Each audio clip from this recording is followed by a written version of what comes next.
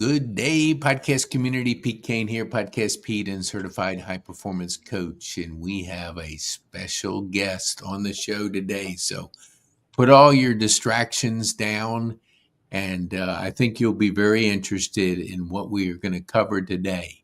So, Alin, tell our viewers who you are, what you do, and who you serve, and then we'll get into our podcast. Yeah, so I'm Alin Armstrong. I do a host of things, maybe too many things, but I'm best known for writing the book, The Bible and Bitcoin. And I have other books as well that I've written after that, but that's my best known one. And basically, what I do is I educate people on Bitcoin, specifically in the context of Christianity and the Bible. Although I do some, you know, other education around Bitcoin, but it's usually in that context. Mm-hmm. And yeah, I came into contact with Bitcoin and I learned about it, did the research, and then discovered that this was something more than just some investment I could make, that it went a lot deeper than that. And so I decided to write my book and try to help the Christian church understand Bitcoin, because I think the biggest problem we have is a lack of education in this area. Most people just don't know what Bitcoin is, and I mean, you can't blame them. We've all been there. It's a new technology. It's a paradigm shift. I think that's the best way I can put it. It's a paradigm shift, and paradigm shifts don't come easy.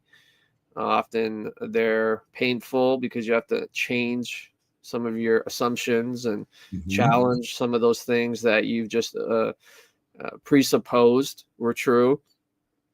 And so, yeah, I serve the Christian church, and above and beyond, I serve Jesus Christ, and that's it. That's what I'm here to do.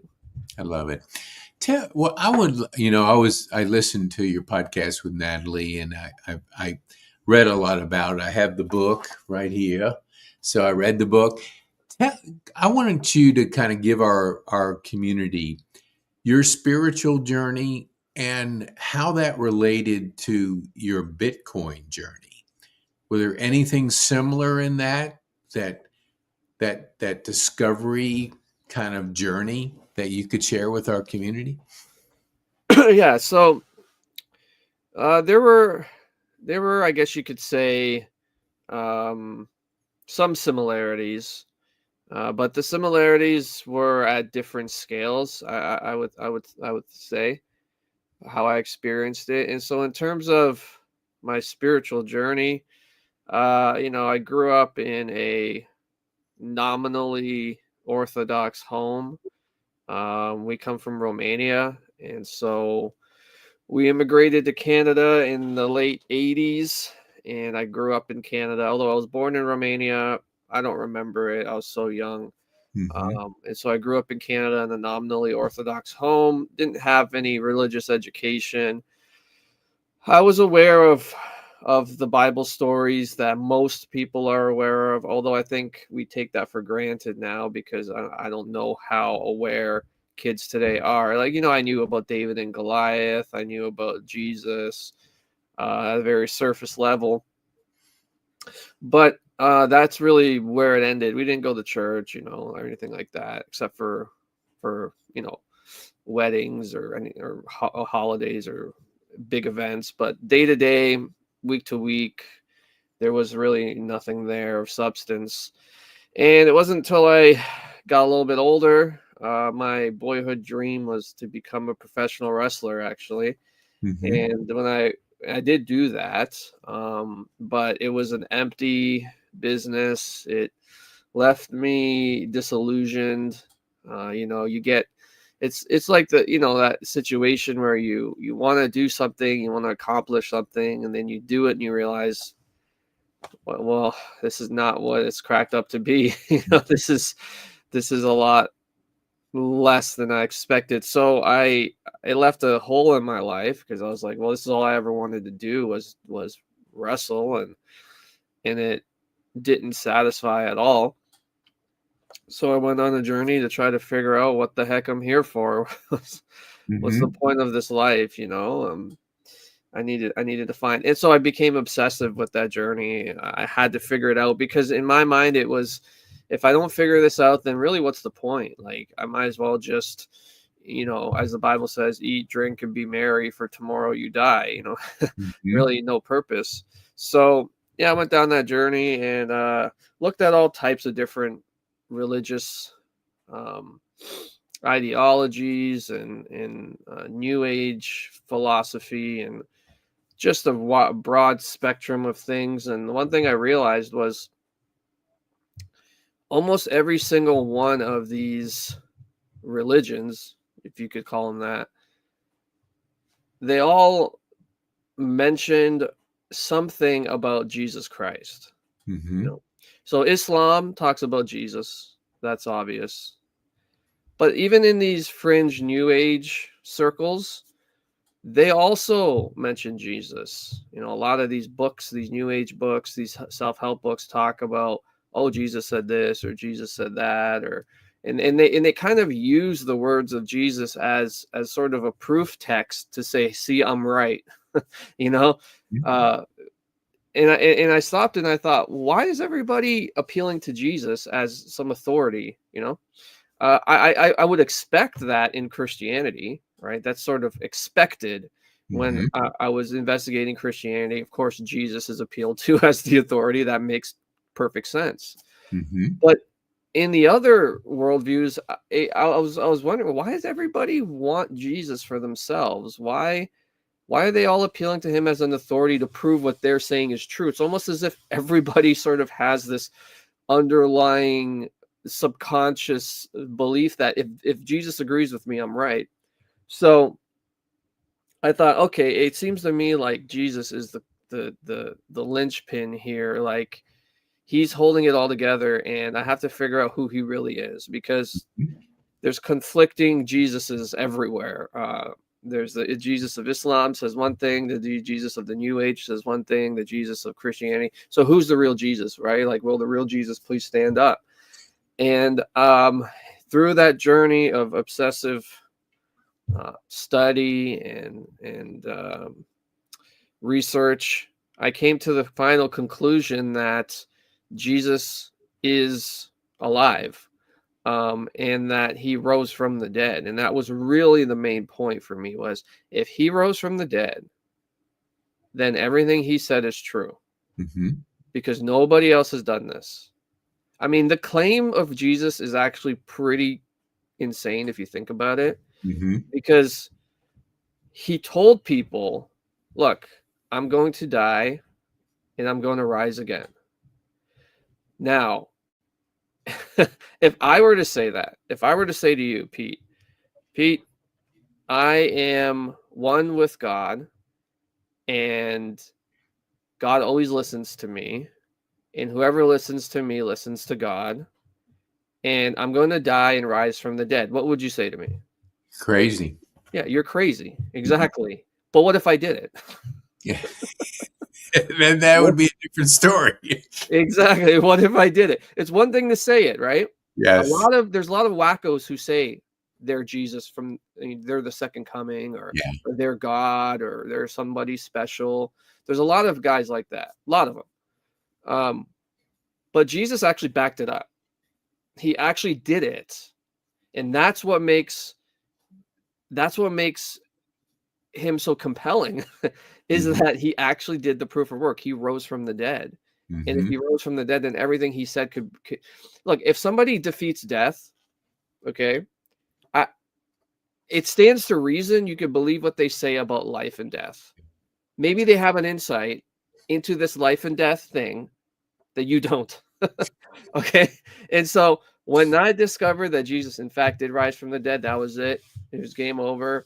I have to be a Christian. There's no. It would be illogical, it'd be foolish not to be a Christian if that's what you really believe to be true. Mm-hmm. And so, in terms of Bitcoin now, where the similarities are, not so much in that because Jesus changed my life radically to set a new course. Like it was a total transformation. Bitcoin Mm-hmm. didn't do that for me. But what where the similarities are is in that I became obsessive again, and I had to figure out what is Bitcoin. Mm-hmm. Because it kept coming up in my life. Every 4 years, this thing kept coming on my radar, and I kept putting it off. And then I finally, in 2020, said, no, I got to figure out what is Bitcoin, because it Mm-hmm. seems to me like it might be important. Maybe I should figure this out now. And if it turns out to not be important, oh well, nothing's lost, right? So yeah, I went down that journey of study and research, and discovered that, yeah, Bitcoin is not just some investment to get rich or anything. It's a revolutionary technology that will help humanity get back to a sound money standard, which has all kinds of implications. And then when I read in my Bible what God says about money, and then I looked at the Bitcoin protocol, what I saw was a mirror image. Mm-hmm. Like, God says one thing about money, and then Bitcoin is coded in such a way as to reflect that.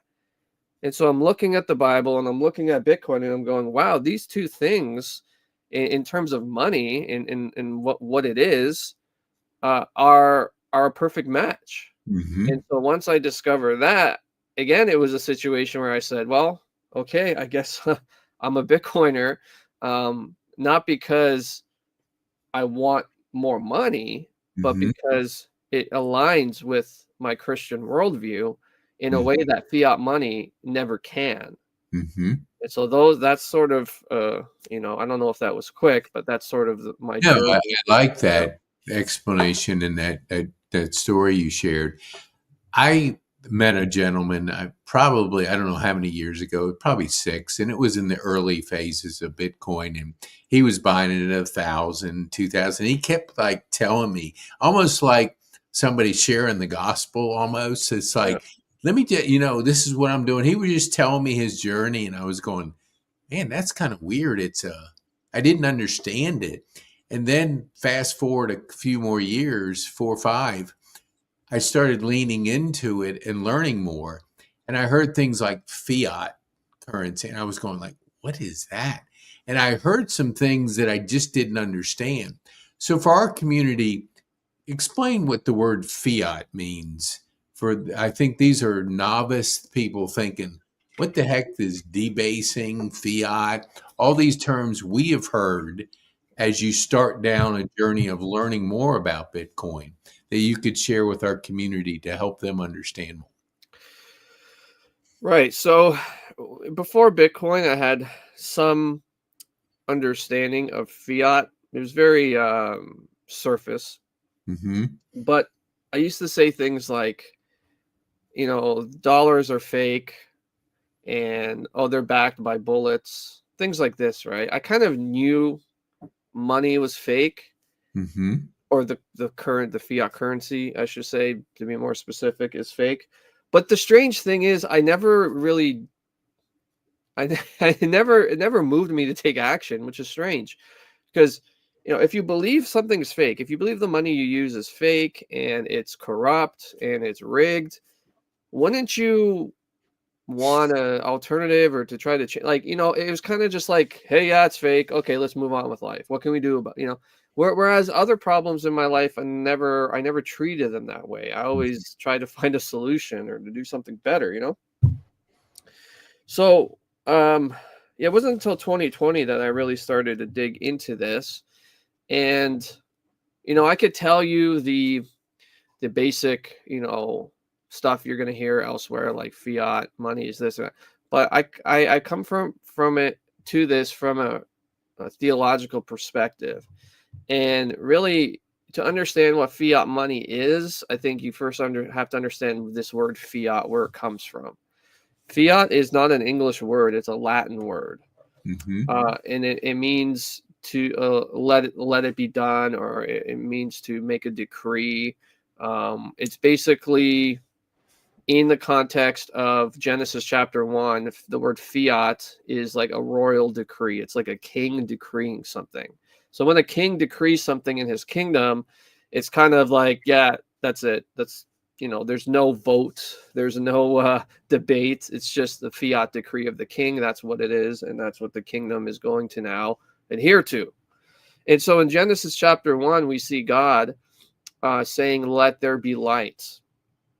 Let there be this, let there be that. It's a common theme throughout the creation narrative. And that word in the Latin Bible is fiat. Let there be. That's how we translate fiat in the English Bible. Let there be. And so we see that all throughout Genesis 1, God's creating by his fiat, and he makes a value statement. So I've read Genesis 1, I don't know how many times, okay? And it wasn't until I looked at this through an economics lens that I realized, wow, this is an economic text. Now you might be thinking, how is it an economic text? God is decreeing his fiat, right? He's making real value, and then he makes a value statement. He says, let there be light, and then what does he do? He evaluates it, and it was good. So he's making things and he's valuing things. So what we can deduce from Genesis 1 is that the fiat of God is good. So God creates and he decrees it good. So he's creating real value by fiat. Then he makes man, us, in his image, to have dominion over all of this value he just created, right? He says he made the man, he made the woman, he called them Adam, and he said, go be fruitful and multiply, subdue the earth, have dominion over it. And what he's doing there is he's giving us now an economic mission, right? Because to have dominion, to subdue the earth, is to basically, in theological words, do economics. Because what is economics? Economics is human action. And so as we multiply imagers of God on the earth, this needs to be scaled. Anybody who has children knows the more you add, the more complex it gets. And so now we're adding and multiplying, and God wants us to do this. So we have to scale this.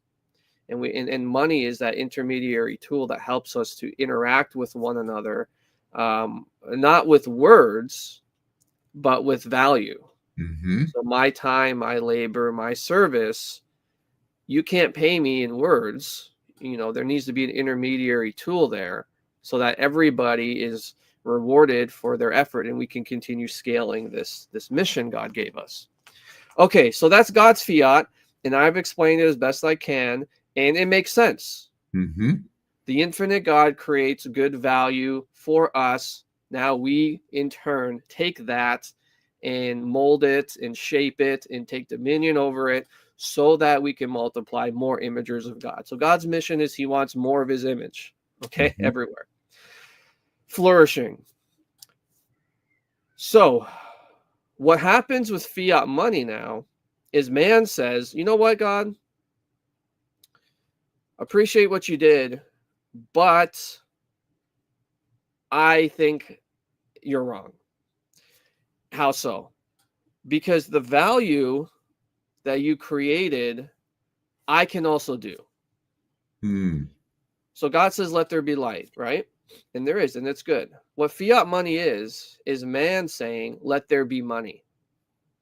It's the same thing. Let there be money. Now the difference between God and man is great, but in terms of money in this issue of fiat, the difference is fundamentally that we cannot create value by decree.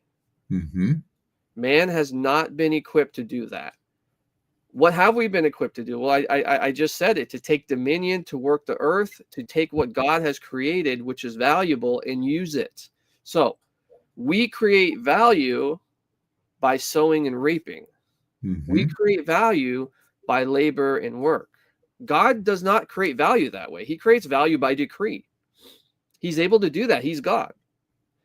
We create value by sowing and reaping. So when we say, let there be money, we are trying to skip the sowing and get right to the reaping. Mm. And that doesn't work. There's a law in the universe that God has coded sowing and reaping. And when you try to skip the sowing and get straight to the reaping, you might have some quick results. Yeah. You might have a temporary, oh, this works, but eventually the thing collapses on itself, which is what we're seeing now. So fiat money is basically man saying, let there be money, trying to put themselves in the place of God by creating value by decree. And what that does is it creates a sort of elite group who can create the money while everybody else has to sow in order to get that money. Mm. But that's backwards. Yes. Everyone should have to sow to reap. Yep. This is how it is in the world, right? You can't sow a seed and expect a harvest tomorrow. Yeah. And even worse, you can't speak to the dirt and expect a harvest, right? You can't go into the field and say, let there be, apples, and then get upset when there's no apples. But this is how fiat money works. And so it inverts God's design and it creates chaos in society, which is what we're seeing happening today. Yeah, you definitely do. And let me go back in the book, and I know you talk about 2020, and we were aware of it in the US when the Canadian trucker strike went on and they confiscated bank accounts. They used money to strangle people's freedom. When you were seeing that happen, being a Canadian, were you already thinking about Bitcoin, already investigating, wondering about it, or was that the final straw that when you saw how a government can manipulate people through its currency and through its banking system? So when that happened, I was already in Bitcoin for some time. And so I shouldn't have been surprised, but I was, And I remember when the truckers were there and it was going great. And then all of a sudden, boom, out of nowhere, the government takes this extreme measure and starts to confiscate funds. And I think the first one was with not PayPal. What was the GoFundMe? They confiscated the GoFundMe money, which I don't know why GoFundMe complied, because I think they're American. They could have just told them to get lost, but they did comply. And then the bank accounts were next. And I know people who donated I know a woman who donated $25. Okay, they froze her bank account for a week. Wow. She donated $25. Like, are you people insane? Now I donated Bitcoin, and so there was nothing to freeze. But and Bitcoiners did donate, I think, up to $1 million, and those funds were distributed, and Bitcoin showed that it worked. But yeah, I mean, for me, it wasn't the straw that broke the camel's back. I was already in Bitcoin. But I can say for many pastors who I know, it was. After that event, I had many calls with pastors from around Canada who said, I think it's time to get some Bitcoin just in case. And a lot of these were churches that were diversifying their church money because they thought, well, if they can just freeze bank accounts of peaceful protesters, then what's to say they're not going to come after the church? And so, so it was a wake-up call for many Canadians. But I fear that has subsided. And we've kind of gone back into a sort of slumber, if you will. And there is a new bill in Canada that's waking up the Canadians again. But I'm a bit jaded now because I'm like, guys, we've been through COVID. We went through the trucker thing. And it took you like maybe 6 months to go back into a slumber. Mhm. Like, you guys just don't, you just forget, so quickly. And now there's a bill in Canada that will criminalize so-called hate speech from religious texts. Mm. So certain Bible verses that deal with certain things will be considered hate speech now. And so, look, everyone's up in arms about it. Protect free speech. Guys, you had so long to do this. You had so long to Yeah. to stand up and have a backbone, and you didn't. And now we're here. Mhm. We're here. And so I'm not even worried about it. I don't really even care, to be honest. I'm going to keep saying what I want to say, Yeah. and let the chips fall where they may. But here we are. This is a fiat world, Mhm. and it's a fiat clown world, and we're run by morons. Just to be frank, Yeah. the Bible says the fool has said in his heart there is no God, and it means what it says, right? The fool has said in his heart there is no God, and we have a whole parliament of politicians who say in their heart there is no God, and who decree value on their own authority, and who Mhm. now are coming out and saying, why are we surprised when they can just decree money into existence? And why are we surprised when they think they're God, and they could say, well, this is acceptable speech, this is acceptable thought, this is acceptable belief? They really think they're God. They Mhm. really do. And they're not. And I don't care what they say. Their money is fake. Their ideology is fake. It's all fake. Mhm. And God is real. And so take, You said you in, know, put if I could, whatever bill you want forward. I don't care. yeah. No, It's not my authority. Bill C whatever, hate speech. yeah. It's not my authority. It's not. I don't recognize it. Okay, Mhm. it doesn't mean anything to me. Anyways, I'm getting worked up.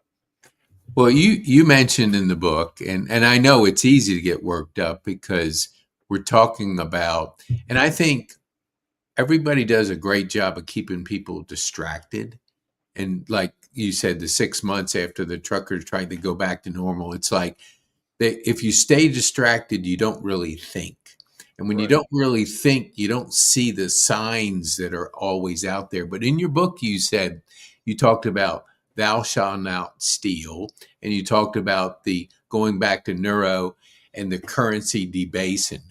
Share with our viewers what you mean by that when you wrote that and you shared that in your book.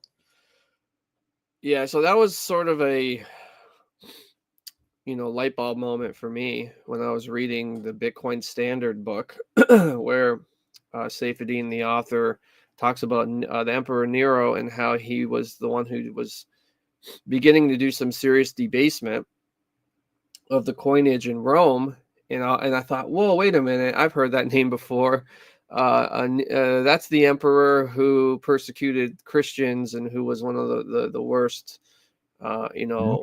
persecutors of the church, and with the Colosseum and just horrible, violent acts, blaming Christians for a fire in Rome and just causing all kinds of chaos. And so in the book of Revelation, some interpret the mark of the beast 666 as being cryptically referring to Emperor Nero. Because if you take that number 666 and you use what's that called? Hebrew numerology. Uh, each letter represents or each number represents a certain letter. Anyways, it spells Nero. Mhm. And so I was like, oh, well, that's interesting. Isn't that just a coincidence that the most wicked antichrist emperor of all time is the one who debased the money? And so I made that connection, and I thought, wait a minute. And it was around the time of COVID and stuff too. And I thought, wait a minute, that's exactly what's happening today. The Mhm. wicked rulers in our countries are doing the same thing. They're debasing the money. Mhm. And then you take it even further in the history, and you discover Constantine, the emperor who converted to Christianity. Well, what did he do? Well, he built Constantinople, and what happened there? he issued the coin, and I'm going to butcher how it's pronounced, the solidus, I think it's called, and it was a gold coin, 95%, I think it was gold, and he issued this coin, and he built one of the most lasting, prosperous empires of all time. So is it a coincidence that the wicked ruler debases the coinage, but then the Christian ruler keeps a sound money standard and builds a beautiful, prosperous empire, while the one with the debasing coinage crumbled next door? So it really, all this is great, all this history is fun, and you can make the connections, but really at the end of the day, I discovered the simple command from God given to Moses, "You shall not steal," could have saved us all this trouble. Because that really is the monetary policy of God. It's so simple. It's so elementary. You shall not steal. But it's so powerful and it's so true. We teach kids, right? Don't steal. Don't steal. Don't steal. It's simple. Children can understand property rights. It's almost like children instinctively understand it. It doesn't take long before a kid, 2 years old, maybe even younger, has a toy in his hand, and another kid comes and takes it. What does he do? He cries, he throws a tantrum, maybe he smacks the kid, he attacks him. Where did that come from? Why is he so upset? Well, because he understands. It's almost like it's coded into our DNA, this idea of property rights, this idea of you don't steal what isn't yours. But yet we've made it so complicated, and we've created loopholes so that we call theft by different names.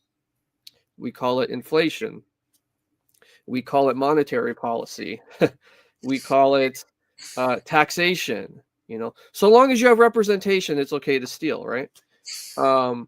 So that's really as simple as it is. And if we can just get back to it, it's like sports. I don't know if you play sports or you're into sports or coach sports, but in sports, what's like the first thing you're told and constantly? The fundamentals, right? Learn the fundamentals. If you're going to play hockey, skates. Learn to be a good skater. I know a lot of hockey players, they take figure skating lessons. Why? Because they realize, if I'm good on my skates, I'm going to be a good player. It's not doing the fancy moves. It's can you learn how to be a great skater and learn how to take a great shot, and that's all you really need to do. And in terms of monetary policy, you shall not steal. That's it. Our tax code should be one page, and it just says, "You shall not steal." But what would you say in your book? I liked the 6-week Bible study because it's rooted in truth and it's rooted in education. And I think the more we're distracted, the more we don't see those signs of stealing, of printing money, of just the taxation, the inflation. Try to explain to anybody the Federal Reserve and the monetary policy is like, good luck, because they sit there and they talk in circles about stuff. But what was your intention, like putting the book? I like the book because I read it in like 2 settings, quick. And I also like the fact about the Bible study. So what have you seen since you published the book? Are people understanding the value of really taking people through a 6-week series of understanding the Bible and understanding the monetary policy around the Bible and how it can be so important to educate people about that?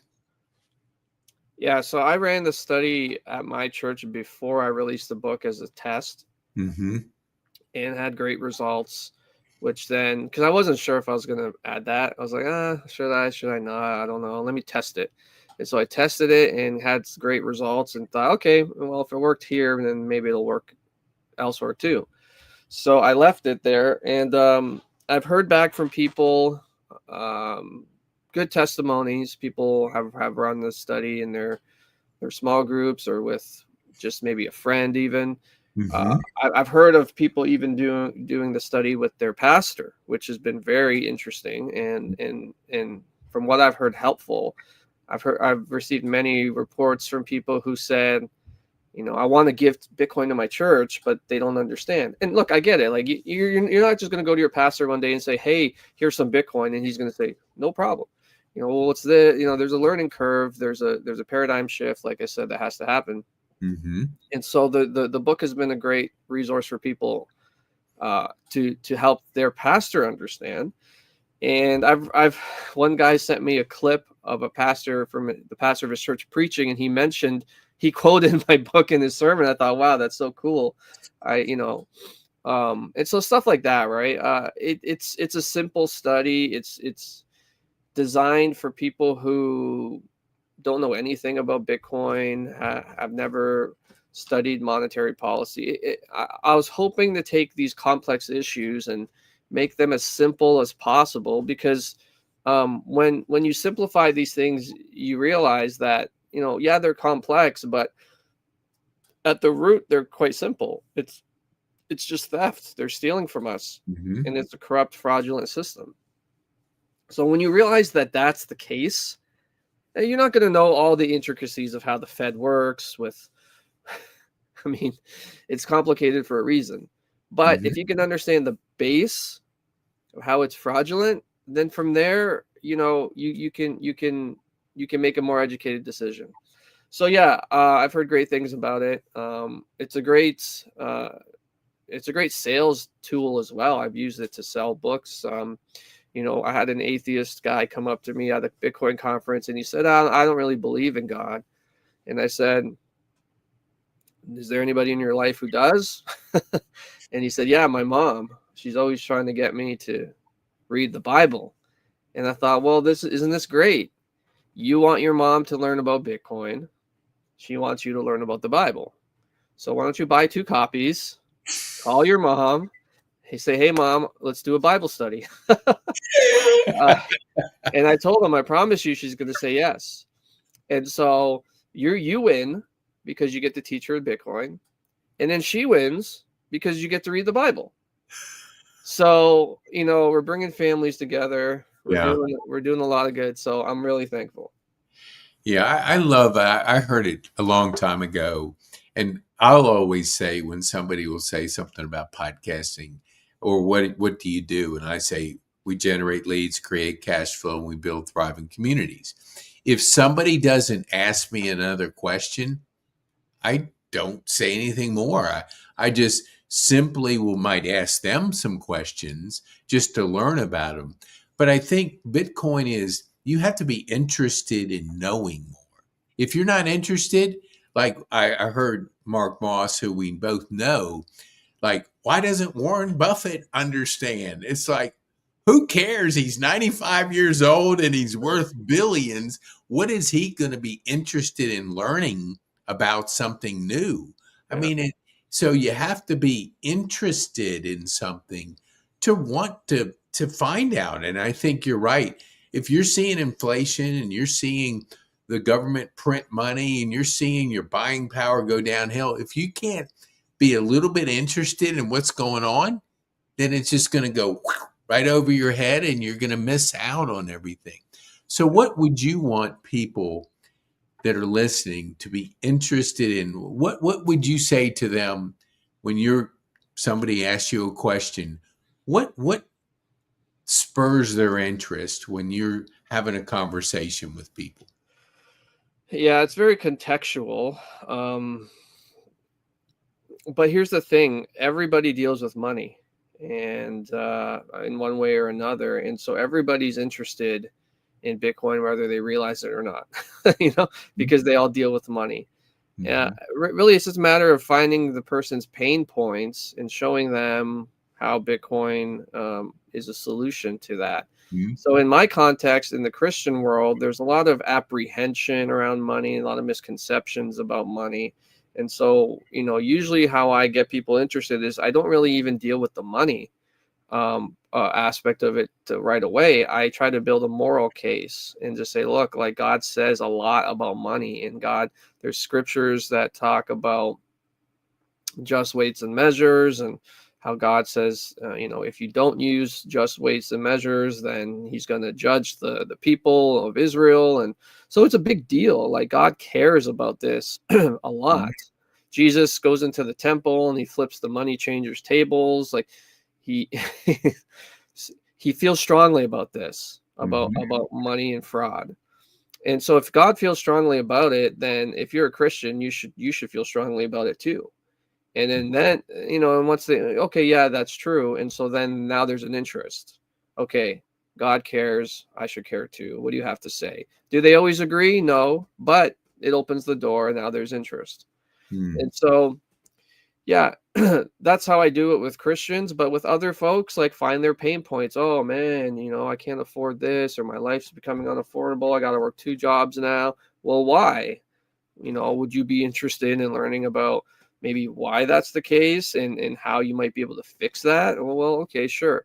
Maybe not, but just find those pain points, and because Bitcoin is a solution to a problem that everybody's facing. Well, not everybody, like you said, Warren Buffett's not having a hard time, right? I mean, he doesn't need Bitcoin, right? Mhm. He why would he care? He doesn't need it. He's older now. He's made his fortune. Who cares? If I'm Warren Buffett, what do I care? I don't know if he has children. Maybe you care for your children. That would be a noble thing. But for him personally, he doesn't care. So find the pain points and leave Warren Buffett alone, I guess. Yeah, I like that. Well, I want to be respectful of your time. So I have 2 questions, but before I get to those 2 last questions, I want to put on the screen. So I want you to just share with people how can they get your book and how can they get in touch with you? You can get my book on Amazon, all the different Amazon marketplaces. You can just type in the Bible and Bitcoin. You'll see it there. And or you can go to my website, thebibleandbitcoin.com, and buy it from there if you like. A lot of people ask me which one pays you the most. It's the same, honestly. Amazon royalties and what I get from personal sales, it's about the same. Now, if you buy it from my website, it'll be cheaper. It's on a discount there. So if you want to save a few dollars, you can buy it Mhm. from there.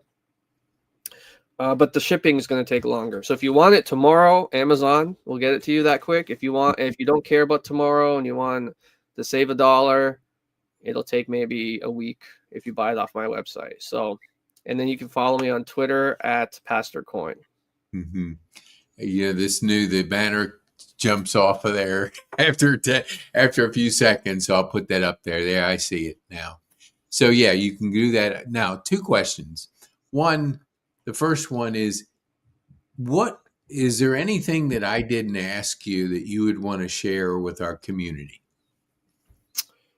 Uh, Not really. I think he did a good job.